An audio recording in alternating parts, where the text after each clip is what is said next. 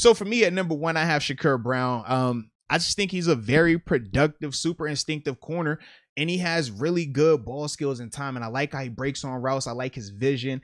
I think that if he was a faster and like played faster at corner, I think that he would have definitely been a higher draft pick. I just think that he is fundamentally sound and he's a smart player. I like his game a lot though. That's why I have him as the number 1 undrafted free agent that we have right now. Now you mentioned the speed. If he played faster, do you think that was the big tipping point with him getting drafted though? Because he was still productive. And we knew, I think based off the tape, a lot of people were saying he's not the fastest. You knew that about his game. He was pretty much a slot corner. He did play outside a little bit, but that's how his game was going to project to the NFL. So was that the big tipping point, the speed? To me, I thought it was. Okay. Like watching him play, I kept saying, man, he's super productive. He's always in the right position. He understands his time. He understands how to break on this type of stuff. And he has soft hands. But I just kept saying, when I see him with the ball in his hands, he's never pulling away from people, right? You see some guys, they get the ball and it's like, yo, he looks fast. Like when he's running, he looks like he's not going to get caught. I never got that from Shakur. And then even watching him for some of the receivers, I'm just like, that receiver doesn't look like he's a blazer. And you look like you're in a legit like foot race with this guy. Well, you know how some guys, it's like, you see Joe guarding a slower guy. He's kind of just, all right, he's on top of the route. Like it's done.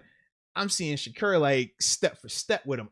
That's the part where I'm just like, okay, he could be faster, but I think he's fundamentally sound enough that he makes up for it. And that's why I'm not necessarily scared of the speed from that standpoint. I just think if he plays the way that he does, it's no different than a guy like James Pierre. Now I do think James Pierre is faster, but James isn't the fastest guy out there, but he's smart. He's very fundamentally sound and he understands the different concepts in his defense. And it looks like Shakur was very similar from that standpoint. Yeah, I'm with you. I got him number 1. Everyone was saying, this could be a 3rd or 4th round pick.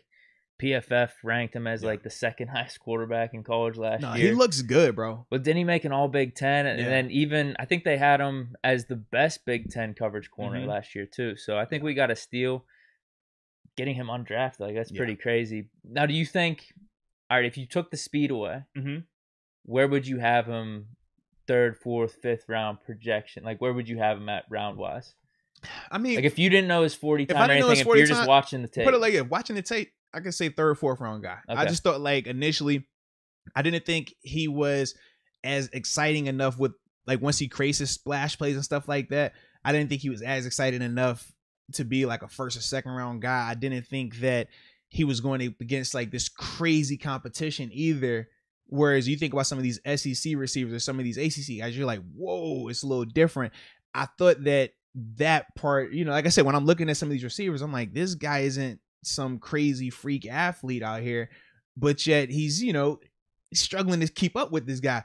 But I just think as a whole, man, he's so productive and all the other assets that's why I would have him as a 3rd or 4th round guy.